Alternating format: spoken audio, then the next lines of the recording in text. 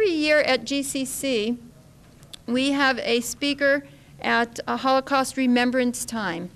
And we have a very special person with us this time. Before I introduce her to you, I'd like to say thank you to the Office of Student Life for supporting this program, Meryl Sacken and the student government.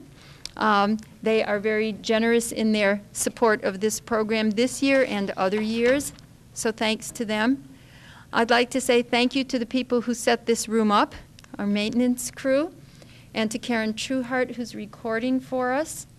I would also like to thank Muriel Russell, who helped in setting this up, and Saul Scherter, a longtime colleague who a few years ago said, why don't we get Donna Kenny to come here? Well, Donna Kenny is coming back here. She was at GCC in the early 80s as part of the Pioneer Valley Studies Project and worked with us here for a couple of years. And those of us who worked with her have missed her greatly. So we're delighted to have her back.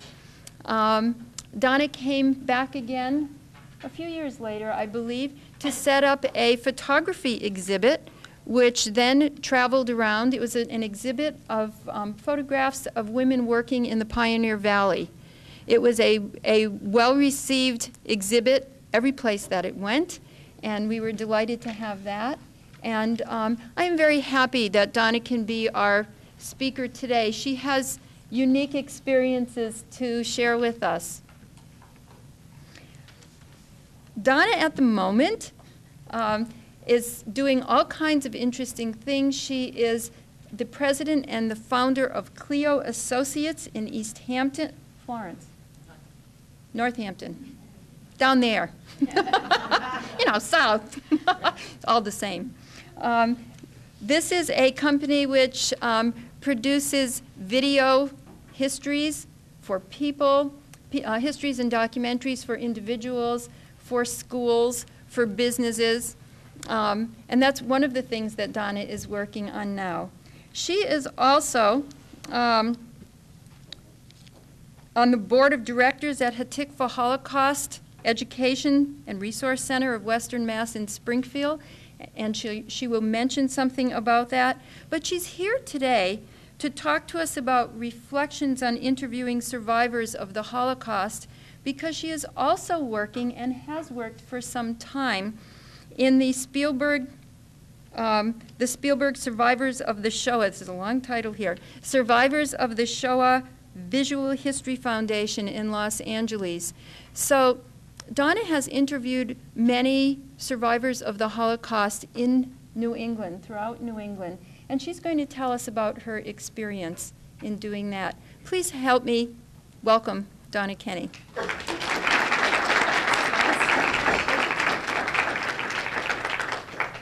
Thank you, Phyllis, and thank you all for inviting me to be with you here today. It's a pleasure to be here. We have a lot to do in a very short amount of time. I have a number of things I want to share with you in talking with you today, and then also show you 5 or 10 minutes of some video footage, and then I'd be happy to answer some questions. First, however, I'd like to emphasize that I'm not an expert on the Holocaust, and in no way do I presume to speak for survivors. As we begin, I want to dedicate this talk today to all those who suffered and perished in the Shoah, and all those who suffered and somehow miraculously survived. When we read history, we become familiar with names and numbers. Adolf Hitler came to power in 1933.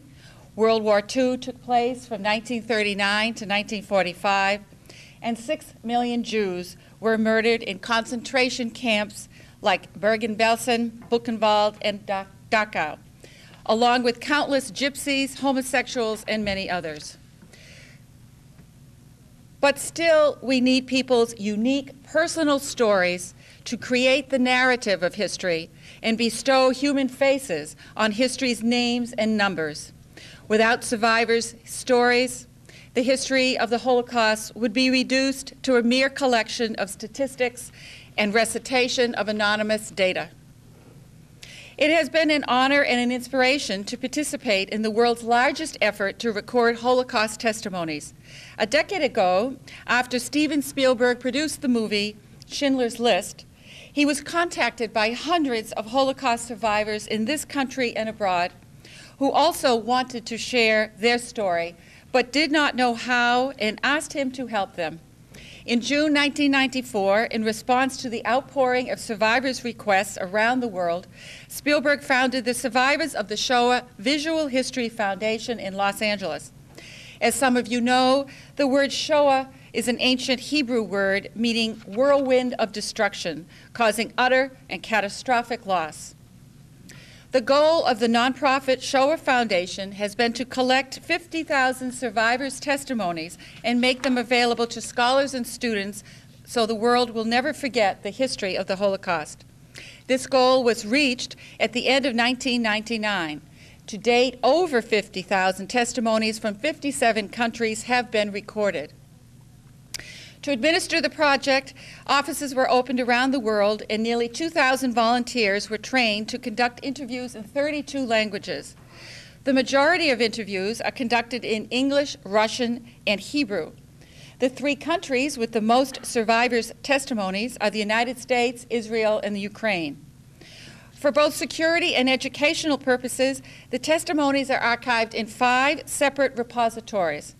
These repositories are the United States Holocaust Memorial Museum in Washington, D.C., the Fortunoff Video Archive at Yale University, the Museum of Jewish Heritage in New York City, Yad Vashem in Jerusalem, and the Simon Wiesenthal Center in Los Angeles.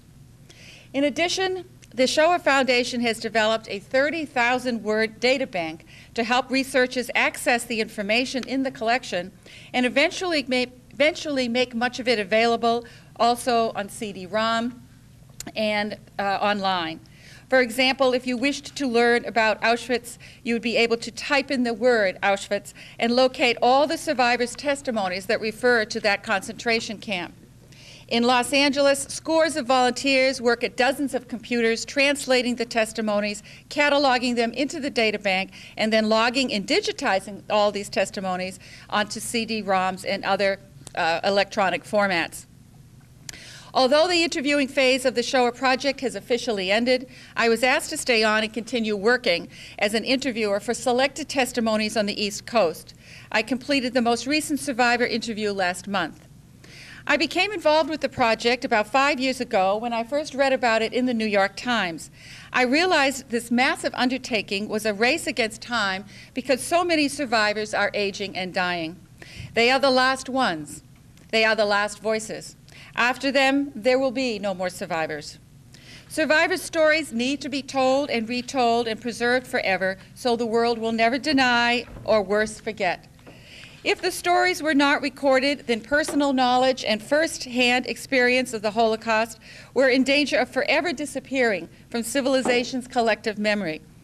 As an oral historian, I had an abiding professional interest to help ensure that survivors' testimonies and the lessons they may teach us endure for future generations.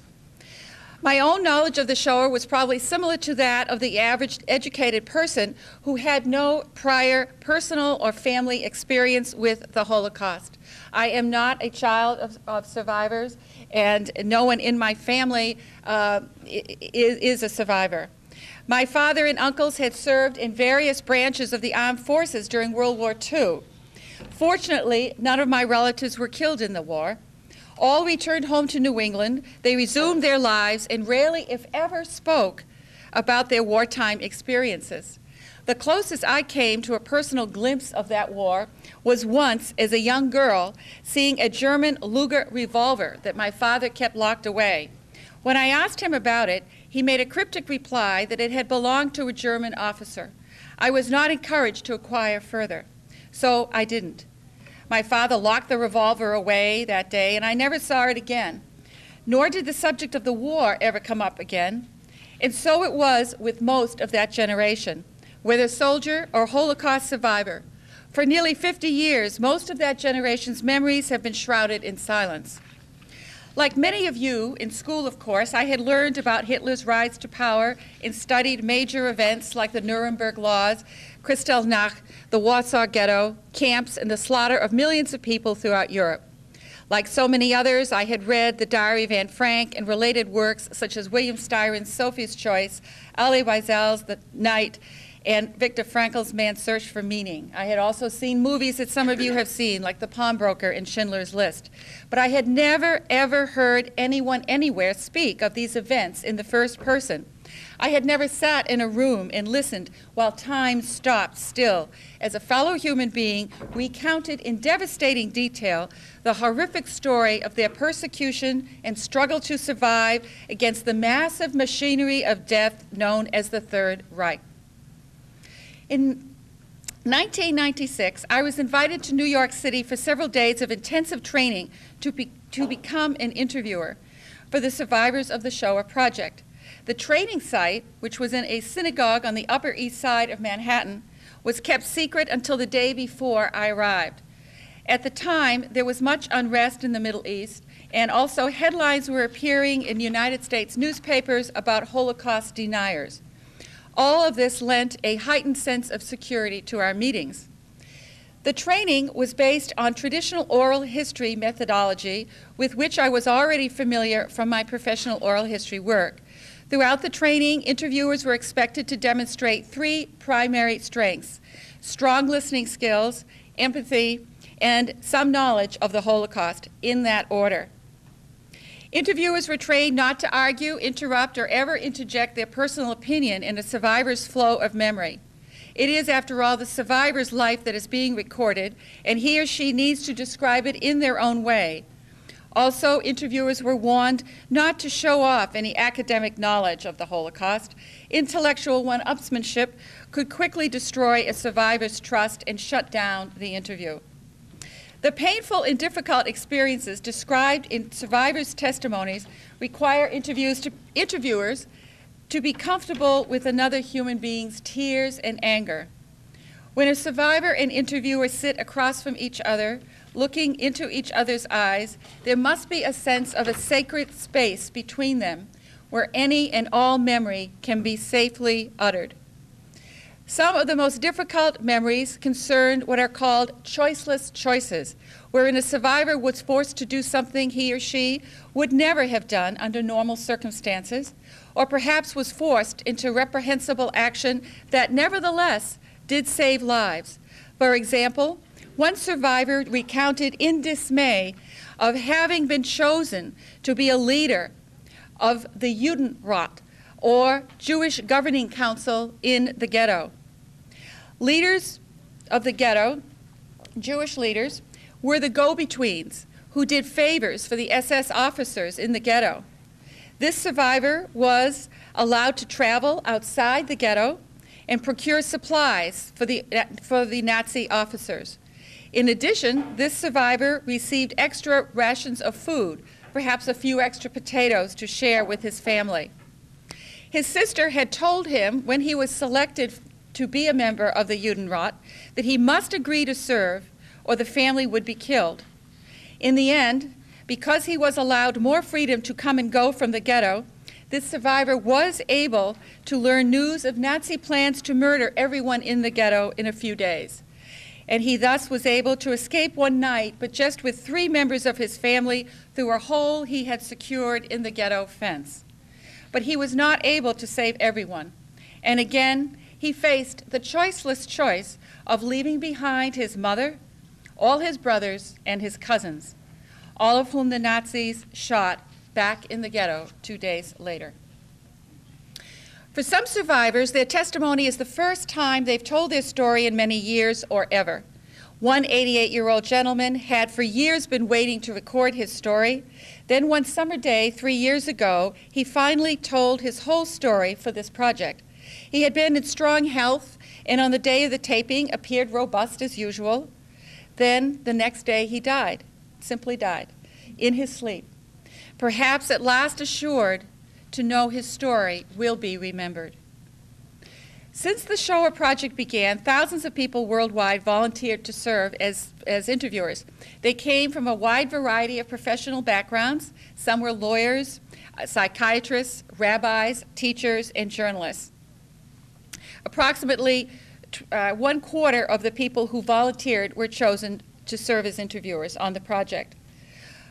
Of all the oral history interviews I've conducted in my career, none are as intense and at times depleting as these interviews. Throughout the Shoah Project, there has been a high turnover rate among the interviewers. Some found it overwhelming to conduct even one interview. Many others left the project after 1 or 2.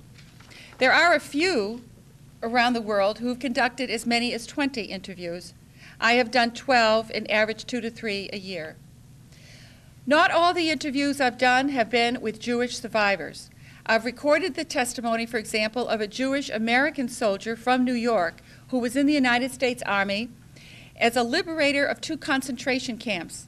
I also interviewed a non-Jewish American veteran assigned to the Nuremberg war crime staff. At 18, he guarded all 21 major Nazi war criminals on trial at Nuremberg until the very day they were hung. Among the Holocaust survivors whom I've interviewed, one is a woman, and the rest are men. Their ages at the time of giving testimony range from 57 to 94. They reside in Hampshire, Hampden, and Berkshire counties and arrived over a half-century ago in western Massachusetts from New York City, Poland, Austria, Germany, Denmark, Sweden, Yugoslavia, and the Ukraine. All but one interview took place in the survivor's home. The one gentleman who was interviewed outside his home requested the taping take place at the Hatikva Holocaust Center in Springfield, Massachusetts. The Jewish American soldier liberator I interviewed had served in General Patton's army. He helped liberate Ohrdruf and Buchenwald concentration camps. At the request of General Eisenhower, this liberator had taken pictures of the camps on the day each camp was liberated, because Eisenhower said to him, "You must do this. No one will ever believe this." Patton threw up. At the end of the war, when this liberator returned home to the United States, there was no one who wanted to hear about, much less view, the horrors he had experienced and documented with his camera. So he put the historic photos away in the attic, where they remained for over 50 years. After World War II, Americans just wanted to get on with their lives and recreate some sense of normalcy. For many survivors, though, there was still a deep sorrow and sense of isolation that made them feel apart from the rest of the world. Many had hearts heavy with tortured questions. Why had they survived when everyone else in their family or village had died? How could they pick up the pieces and a semblance of living again and build a future when so much from the past had been annihilated? How could God allow this to happen? How could they speak about their experience when no one wanted to listen? How could they talk about their horrifying loss when neighbors and co-workers had probably never experienced personal devastation of such magnitude? It is said the devil is in the details. As a Holocaust interviewer, you are confronting that devil. Large questions sometimes create small answers, but often the smaller the question, the larger the issue. For example, a Ukrainian survivor I interviewed had hid with his family for over 2 years under floorboards of old barns and seldom saw daylight. I asked him the question, "What did you eat?" He then told a detailed story of hunting at night for scraps from farmers' pig pens and foraging for berries in the woods. Frequently at night, he would meet with partisans in the forest who were hiding, and they shared news of the war. Because of his nightly trips for food, this survivor twice learned of advancing Nazi troops and was able to flee with his wife and infant son and hide in a new barn. Eventually, months later, he and his family were rescued by Russian soldiers. When preparing to record a survivor's testimony, approximately a week before the videotaping, I conduct a lengthy pre-interview with the survivor, either in person or by phone. Then I do all the necessary research to be as prepared as possible for the interview. And then, finally begin to formulate questions I'll ask during the actual taping. And it is so important, I can't stress enough in this work how important it's been to enter an interview fully prepared. To do less than that can convey the impression that the story that the person has to tell is somehow not of much value to you if you haven't put the effort into doing the research.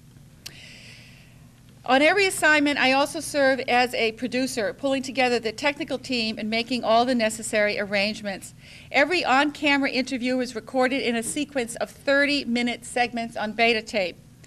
Interviews I've done have each has ranged from 3 to almost 7 hours in length.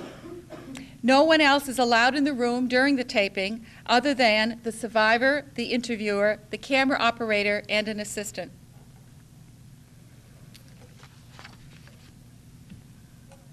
Each interview is organized into 3 parts of varying lengths.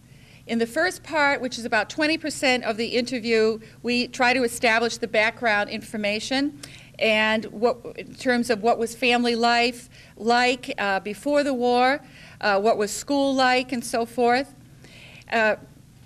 Survivors sometimes recall huge events such as Nazi invasions of their town and mass killings and near starvation in the camps, but they also recall a myriad of small everyday experiences leading up to these dreadful cataclysms. One survivor who grew up in Vienna first became aware of anti-Semitic schoolmates when no one suddenly attended her birthday party, and when gas masks were issued only to the non-Jewish students in school, and when she could no longer go out at night because of the curfew suddenly imposed only on Jewish residents. Other child survivors recall walking home from school and being taunted and called names like dirty Jew, or being followed on the street and having the back of a jacket ripped open with a razor, then getting into a fight and realizing the policeman watching would do nothing to help him. The second part of every interview is the 60% that constitutes the majority of the testimony. This middle part relates directly to their experience of the Holocaust. This is the most detailed portion of every interview and the most emotionally difficult for the survivor. This is the part they are most anxious to tell, for it is filled with memories of the worst, most inhumane forms of degradation, humiliation, persecution, and murder the modern world had ever witnessed. The final 20% of every interview typically focuses on the survivor's life after the war and why they wanted to record their story. At the end of their testimony, survivors are invited to show any memorabilia that they want recorded on videotape. Often the survivor wants to memorialize relatives who died in the Holocaust through their photographs, passport, or other items that they might have been able to hold onto throughout the horrible experience. Immediate family members also may accompany the survivor on camera at this point and add their own statement. Every survivor is different in the details of memory and in the way their mind organizes and holds and stores those memories. The interviewers need to be patient and comfortable with silence. Survivors may require time to process painful images and events, especially because memory frequently works by association rather than chronologically. Examples of memory by association are evident in a recent interview with an 83-year-old Polish survivor whose Holocaust memory was organized according to 9 specific names and 4 specific dates. The 9 names are those of his parents and 7 siblings. The first date important to this survivor's memory is September 1, 1939, when German troops invaded his Polish hometown, rounded up all the men, made 8 boys dig a large hole, and then shot all 8 of them to death. He knew every one of the 8 by name and was forced to watch their murder. The next 2 dates around which his memory reverberates are August 12, 1942, when his father, uncles, and cousins were gassed at Auschwitz, and then August 12, 1943, when 5 of his brothers and sisters and his mother were gassed exactly 1 year later to the day, and in the same gas chambers. The fourth crucial date for this man, in terms of organizing his memory, was January 1945, when he was liberated from the Blechhammer concentration camp and immediately began a 70-kilometer walk back home. He was the first Jew to return to his village. It would have been impossible for this survivor to remember events in a straight timeline. His 83-year-old memory simply did not work that way. Instead, it wove intricately among numerous memory triggers of people, places, and dates of death. Child survivors, people who were children at the time of the Holocaust, often remember in ways different than adults do. Child survivors' recollections tend to be concrete and highly detailed. When recounting events, child survivors will also sometimes revert to a simpler vocabulary of a child and reveal a child's distinct perspective. One survivor recalled how huge and tall an SS officer was when stopped by him as a boy and interrogated on the street. Another survivor remembers one day the special event of being allowed into the family's formal dining room to stand near his mother's treasured Rosenthal china and look out the window at a parade in the street down below. He remembers his parents telling him that the man down below in the town square giving a speech was Adolf Hitler. This survivor vividly recalls it was a sunny, clear April day, and there were lots of men in brown shirts in the streets. A few years later, his parents were confronted with their own choiceless choice and forced to choose only one child to put on the last Kinder transport out of Germany. They chose him as the eldest, who would perhaps be best able to care for himself. Soon after, his parents, sister, and brother were killed in a concentration camp, and he was left orphaned. Yet another child survivor, whose father I mentioned previously, recalls many details of hiding beneath floorboards of neighbors' barns in a cramped space about the size of a closet with his mother, father, and aunt for over 2 years. When they had to flee the first barn they'd been hiding in because German troops were fast approaching in the middle of the night, the survivor's mother could no longer stand up in this tiny space. Her legs just gave out. She could not pull herself up out of the hole into the barn floor above. She had crouched for so long, so many weeks and so many months in hiding. Her husband, in his terror, somehow managed to pull her up and carry her to safety. In another barn where the same family hid for months, urine and feces from the animals above would leak down on the 4 human beings hidden, huddled, and terrified below. Born in a ghetto, this child survivor learned early not to cry. Instead, he mimicked animal sounds, and as he grew older, a favorite pastime was to pick lice off his and his family's tattered clothing. That was his play. And then crack open the lice for amusement. Their clothing was mostly burlap wrappings, and they had no shoes. In one barn, he remembers climbing up a ladder to the loft where the farmer hung fruit to dry. When the farmer discovered what the little boy had done, he was furious for fear Germans could have seen the boy looking outside. What are some of the everyday after effects of survivors' experiences?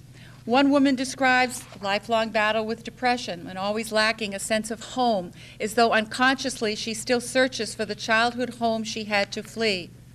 A child survivor remembers arriving here as a refugee in Springfield and having his first tuna fish sandwich, then becoming terrified at distant sounds of explosions. It was Saturday, July 4th, 1949, and firecrackers were being set off all over Springfield. Throughout his childhood, as an only child, his parents never once left him alone with a babysitter, but always brought him everywhere with them. Perhaps, he guesses, out of fear and distrust of others. Another survivor describes often glancing over his shoulder to this day to see who may be following him or intending to harm him. The Holocaust unfolded over the course of a dozen years, from 1933 to 1945. In that time, there were at least 6 players. There were perpetrators, bystanders, victims, rescuers, resistors, and survivors. Frighteningly, these same roles are still evident in our world today. Author Scott Chamberlain writes in his guide to the film The Last Days, which is a documentary about the final year of the Holocaust, quote, "The Holocaust is not only about Germans or Jews or people who specifically lived in Europe during the 30s and 40s. The lessons of the Holocaust are universal.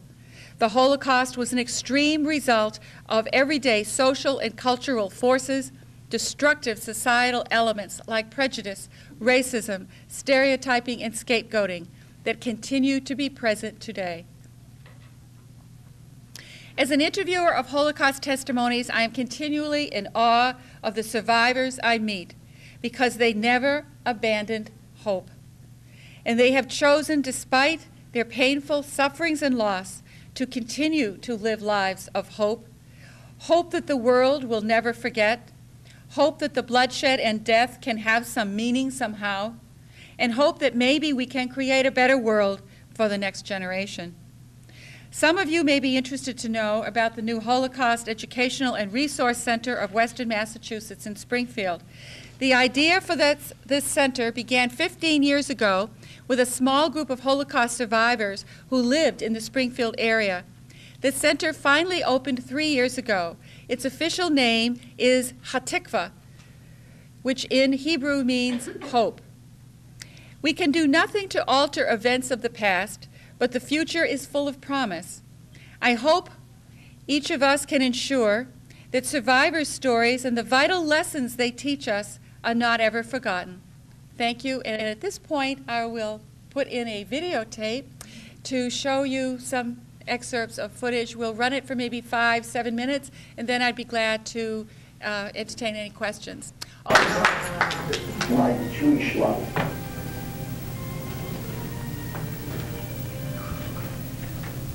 On November 9, 1938, in the morning, all of a sudden, we went out to school and we saw smoke and fire.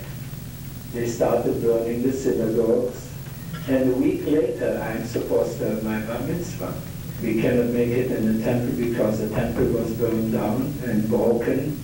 There was a little house in the back from the Gabbai, the person who takes care of the temple. He says, "You can do it in my house. Tell your family to come." In one corner were the burnt Torah scrolls. They were laying on the floor. I did my and I did what I have to do for my bar mitzvah. The rabbi was crying. So we never to forget.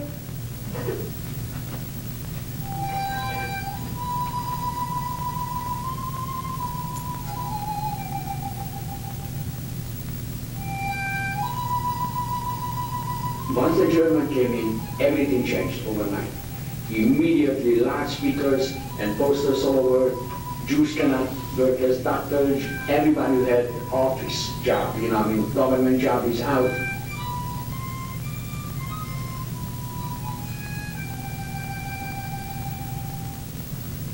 When Hitler began to persecute us and separate us and mark us with armbands and stars of David, when this happened, I felt a great deal of rejection. And I remember saying and thinking to myself, why was I born Jewish?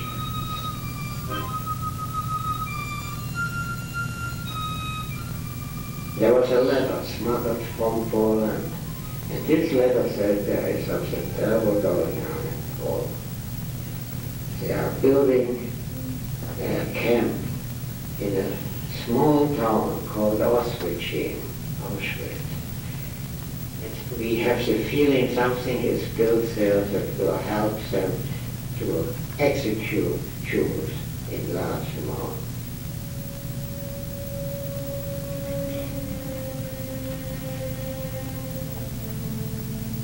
I was trying to visualize the pain that people went through.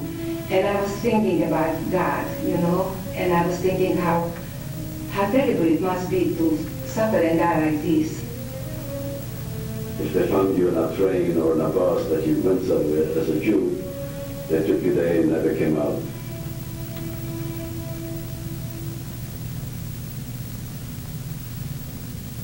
I was holding on to my mother's hand, and we were walking together. She was carrying my brother. I was pulled away from my mother, and she was shoved in a different direction. And I started screaming, I want my mother, I want to go with my mother. Each time the trains came in daily, they selected 12,000, and they sent them straight in the gas tankers. Those, the children, the old, and then after they were gassed, they put them in the oven to burn. And many times a child had to put in a parent or a dress. My God, what I saw, all of them, all the children, they took up, and all of them lay in the forest. Oh my God. God cried beside them. I truly feel that he was there and he cried, but he couldn't help it. Because you can't help, you can't change those people who are animals and don't have the heart to have feelings towards their fellow man. Auf keiner vergeht Auschwitz, Majdanek, Bergen-Belsen, Theresienstadt, Buchenwald, Krakow, Krzanów, Warschau, Groß-Rosen, Babia, Ravensburg, Riga, Sachsenhausen, Blechhammer, Brande, Greditz, Faulburg, Lange-Bielau, Treblinka, and so many others. How can I forget Moishe, Yagel, and Rivka, Hans Gretchen, Michel Robert, Henrik, and so many names. And I hear so many Shema Yisrael, Adonai Eloheinu, Adonai Echad. There's so much pain to remember, so much pain, but it's so hard to forget. After our experience with the Ustashis, the Croats, and the Nazis, and the destruction throughout, I thought that the best would be just to go to America, if we can. I think I put on 15 pounds the first week because we were starving for 4 years. I think the most important thing is we've learned that life is precious. And that's something that stays with you all the time. This is Heinz Linke. If it wouldn't have been for Heinz, I would not be able to tell you the story. He was really a guardian angel. I am actually amazed at how much hope we had, what a strong belief that there is going to be a better future. And I contribute that to the upbringing that we had, that really there is somebody out there who looks after us. When I go to bed at night, I feel my pillows and I give thanks.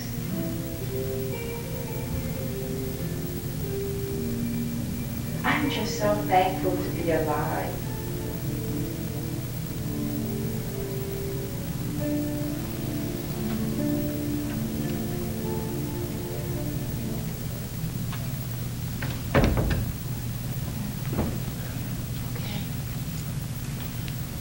It's been a real pleasure to spend an hour with you here today.